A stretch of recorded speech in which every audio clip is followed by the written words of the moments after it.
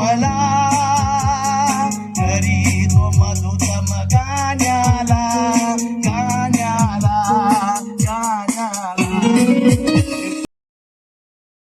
आले आणि तू तरी सांगितलं भिवू नका. करंजगावच्या लोकांनो भिवू नका, कारण जो मोठा आनंद हर्ष सर्व जगास होणार आहे त्याची सुवार्थ आज मी तुम्हाला सांगतो ती ही की आज करंजगाव मध्ये तारणारा जन्मला आहे आणि तोच ख्रिस्त प्रभू आहे.